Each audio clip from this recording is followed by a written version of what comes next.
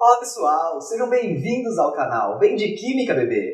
Eu sou o professor Matheus Narras e nessa aula daremos continuidade ao estudo sobre a estrutura atômica. Vamos utilizar o modelo de Bohr como sendo o modelo ideal para o que a gente precisa aqui no ensino médio. A gente sabe que existem modelos atômicos mais sofisticados, mais evoluídos, mas porque a gente precisa que nesse momento o modelo de Bohr dá conta. Então o que a gente vai fazer agora? Estudar com mais intensidade, com mais profundidade, o núcleo do modelo atômico de Bohr e a sua eletrosfera. Vocês estão preparados? Mas antes, roda a vinheta!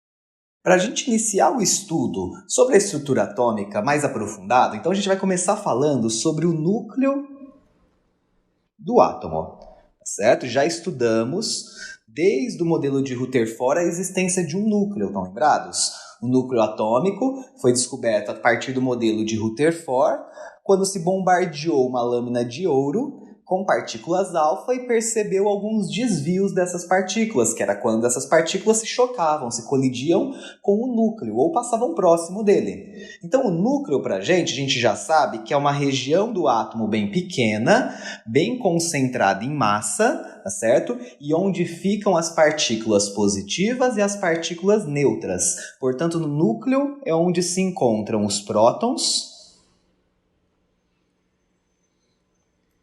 e os nêutrons.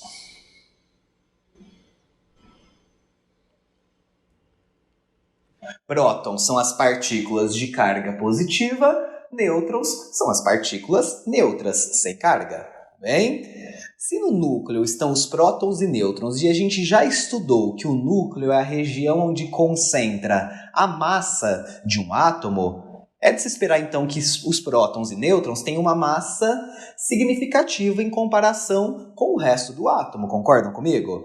Portanto, uma informação que a gente já pode tirar diretamente do núcleo do átomo é o que a gente chama de número de massa, porque é lá no núcleo onde se concentra praticamente toda a massa do átomo. Então, do núcleo, a gente tira uma informação muito importante sobre os átomos, que é o seu número de massa. O número de massa, a gente utiliza a letra A maiúscula para representar.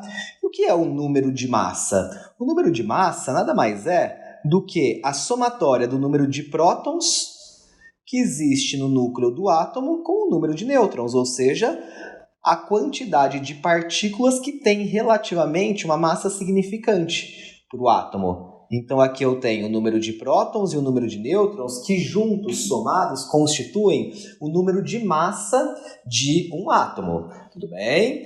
Lembrando que isso não é a massa, é o número de massa, que nada mais é do que o número de partículas positivas e neutras que existem no núcleo daquele átomo. Então uma informação importante para a gente é o número de massa. Uma outra informação muito importante para a gente é o número atômico, que a gente também tira do núcleo do átomo.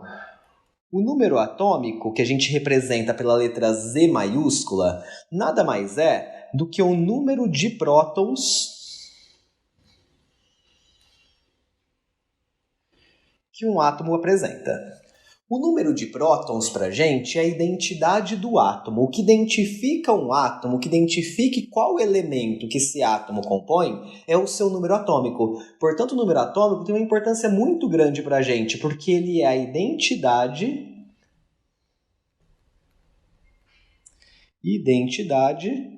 do átomo.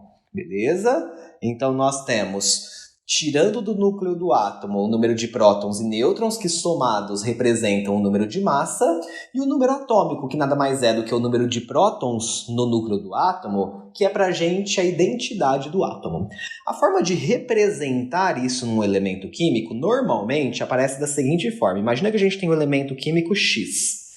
Não importa que elemento é esse. O normal é a gente colocar à esquerda e abaixo o número atômico dele e à esquerda e acima, ou à direita e acima, um número de massa. Então, quando vocês observarem um elemento químico que tem um númerozinho embaixo e um númerozinho em cima, é de se esperar que o númerozinho embaixo seja o número de prótons e o númerozinho de cima o número de massa, beleza? Bom, do núcleo do átomo, por enquanto, é o que a gente precisa saber. Lembrem que no núcleo do átomo estão os prótons e os nêutrons, que somados dão o número de massa, e o número de prótons representa o número atômico daquele átomo. O que vem a ser o número atômico, essa tal identidade do átomo? Imagina que você pudesse pegar um átomo na mão e contar, sei lá, quantos nêutrons tem no seu núcleo. 5 nêutrons. Será que só por saber que esse átomo tem 5 nêutrons, dá para saber de que elemento químico ele é? Não dá. Porque existem átomos diferentes de diferentes elementos com o mesmo número de nêutrons. Portanto, o nêutron não é uma identidade do átomo. Mas se você puder contar o número de prótons que tem no núcleo do átomo, vamos supor 1, 2, 3, 4, 5, 6. Eu consegui contar que o núcleo do átomo tem 6 prótons. Só por saber que ele tem 6 prótons, a gente já sabe que elemento químico é esse. Porque o número de prótons é a identidade do átomo, é o que o identifica. Quem tem 6 prótons é o carbono. Nenhum outro elemento químico tem 6 prótons também. Da mesma forma que nenhum elemento químico tem 8 prótons, se não for o oxigênio, e assim outros elementos. Portanto, o número de prótons é o número atômico, é o que identifica o elemento químico. Lembra que no modelo de Dalton, Dalton acreditava que o que identificava o átomo era a massa? Aqui a gente vê que quem identifica o átomo é o número atômico dele. Tudo bem? Então aqui agora a gente vai aprofundar um pouquinho mais para conhecer a eletrosfera do átomo. A gente já sabe que a eletrosfera para Bohr é uma eletrosfera quantificada, dividida em níveis quânticos de energia, e a gente vai analisar um pouco mais a fundo essa eletrosfera nesse momento. Vamos lá? Quando vamos analisar a eletrosfera de um átomo, já sabemos que a eletrosfera é uma região muito maior do que o núcleo, já falamos disso nos modelos atômicos, e uma região muito rarefeita, com pouca massa, porque os elétrons que ali ficam têm massa muito pequena em relação a prótons e nêutrons, isso a gente já sabe.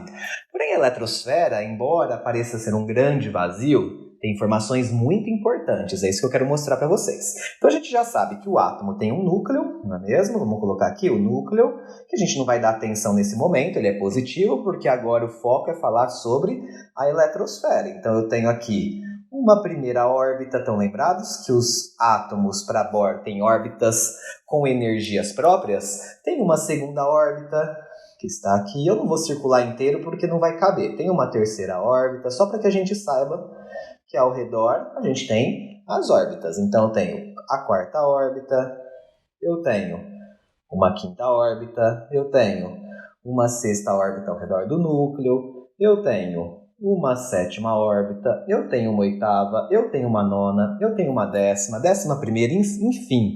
São infinitas órbitas que ficam ao redor do núcleo. A gente não tem um limite definido de quantas órbitas existem. Normalmente a gente anota apenas 7 órbitas, porque os átomos que a gente conhece até hoje não têm elétrons que passe da sétima órbita. Então, para que a gente desenhar a oitava, a nona e a décima, se a gente não vai encontrar nenhum átomo que vai ter elétrons nessas órbitas? Por isso que a gente escreve até a sétima para facilitar, tudo bem? Então aqui a gente tem as órbitas ao redor do núcleo. Lembra que são órbitas com energias quantizadas. Cada uma dessas órbitas recebe uma letra para identificá-la. Então a gente tem na primeira órbita, a gente chama de órbita K. A segunda órbita é a órbita L. A terceira órbita é a órbita M, N, O, P, Q. Você pode também chamar de órbita 1, 2, 3, 4, 5, 6 ou 7. Mas normalmente a gente utiliza letras K, L, M, N, O, P, Q para identificá-las. Essas órbitas a gente chama de camadas eletrônicas. Ou podemos chamar também de níveis de energia. Lembram por que níveis de energia? Porque à medida que a gente vai afastando do núcleo, a energia total da órbita vai aumentando. Concordam? A órbita mais próxima do núcleo tem menos energia total. A órbita mais afastada do núcleo tem mais energia total. Então a gente pode ir medindo o nível de energia de uma órbita à medida que a gente vai andando pelas órbitas. Beleza? Em cada órbita existe um número máximo de elétrons que podem estar ali orbitando, estar ali girando. Beleza? Como que a gente consegue identificar o número máximo de elétrons que cada órbita tem? Para você descobrir o número máximo de elétrons, existe uma equação que é a seguinte: x é igual a 2 vezes n ao quadrado. X é o número máximo de elétrons. Beleza? Vamos colocar aqui, o máximo de elétrons que aquela órbita suporta. Enquanto N é a camada eletrônica que o elétron está. Primeira, segunda, terceira, quarta, quinta, sexta ou sétima órbita. Tá bem? Então, em qual das órbitas ou qual camada eletrônica o elétron se encontra? Por exemplo, a gente tem aqui na camada K, é a primeira órbita, concordam? Então, o Nzinho vai valer 1. 1 ao quadrado dá 1. 1 vezes 2 dá 2. Portanto, a órbita K cabe no máximo 2 elétrons. Tudo bem? Na órbita L, que é a segunda órbita, o N vale 2. 2 ao quadrado, 4. 4 vezes 2, 8. Portanto, L vale 8. 8 elétrons cabem na órbita L. Na órbita M, 3 ao quadrado dá 9. 9 vezes 2 dá 18. Então, cabem 18 elétrons nessa órbita. Na órbita N, que é a quarta órbita, 4 ao quadrado dá 16. 16 vezes 2, 32. Então, cabem 32 elétrons. Na quinta órbita, 5 ao quadrado dá 25, 25 vezes 2, cabe 50 elétrons nessa órbita. Na sexta órbita, 6 ao quadrado dá 36, 36 vezes 2 dá 72, cabem 72 elétrons nessa órbita. E na última órbita, a órbita 7, 7 ao quadrado dá 49, vezes 2 dá 98. Então aqui a gente tem o número máximo de elétrons que cada órbita suporta. Embora nessas órbitas caibam 2, 8, 18, 32, 50, 72 e 98, isso é o que cabe em cada órbita. Porém, a gente não conhece nenhum elétron, nenhum átomo, que apresente essa quantidade total de elétrons em todas as órbitas. Então, embora caibam essas quantidades, a gente tem, para o átomo de maior número de elétrons, uma certa quantidade de elétrons que estão dispostos em cada uma dessas órbitas. Então, normalmente, o que você encontra é isso aqui, 2, 8, 18, 32... E ao invés de 50 aqui, o elemento que mais elétrons tem na órbita O não passa de 32. A gente não conhece nenhum com mais de 32. Na órbita P, a gente não conhece nenhum até agora com mais de 18. E na órbita Q, a gente não conhece nenhum com mais do que 8. Então, embora caibam mais elétrons, na prática, do que a gente vai encontrar é o que está em verde. Então, aqui, a gente pode anotar que é o máximo de elétrons para o átomo com maior quantidade de elétrons que a gente conhece. Tudo bem? Embora caibam mais, a gente no momento não conhece nenhum elemento químico que passe disso que está em verde. Com a maior quantidade de elétrons. Agora, se a gente for um pouco mais a fundo a eletrosfera, a gente já sabe que a eletrosfera então é dividida em camadas, K, L, M, N, O, P, Q. Só que se a gente for se aprofundar mais ainda nessa eletrosfera, entre as camadas existem subcamadas. Então, por exemplo, imagina que você tem aqui uma camada e aqui outra camada. Vamos dar um zoom nas camadas eletrônicas que a gente acabou de ver. Então, vamos supor que aqui fosse a camada eletrônica N, tá? Não importa qual é também. E aqui a camada eletrônica O. Entre uma camada e outra, você também pode ter uma certa quantidade de subcamadas. Para os elementos também que a gente conhece até hoje, a gente não encontra mais do que subcamadas na quantidade de 4. Tá? A gente pode ter 1, 2, 3, mas a gente não conhece nenhum elemento que passe de 4 subcamadas entre uma camada e outra, embora exista a quinta, sexta, sétima e assim por diante. Essas subcamadas, a gente também utiliza letras, porém letras minúsculas para identificá-las. A gente utiliza a letra S, a letra P, a letra D e a letra F, tudo bem? Isso, S, P, D, F é o que a gente chama de subcamadas ou subníveis de energia.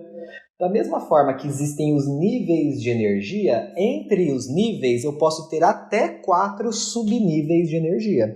Em cada subnível de energia também existe um limite máximo de elétrons que podem estar ali orbitando. Então, no subnível S, o máximo que cabem são 2 elétrons. No subnível P, o máximo que a gente tem são 6 elétrons. No subnível D, a gente tem no máximo 10 elétrons. E no subnível F, a gente tem no máximo 14 elétrons. Então, aqui a gente tem também o número máximo de elétrons que existe em cada subnível de energia. Tranquilo até aqui? Então a gente já sabe que a eletrosfera é dividida em níveis e em subníveis de energia. Vimos aqui então, pessoal, a eletrosfera para o modelo atômico de Bohr.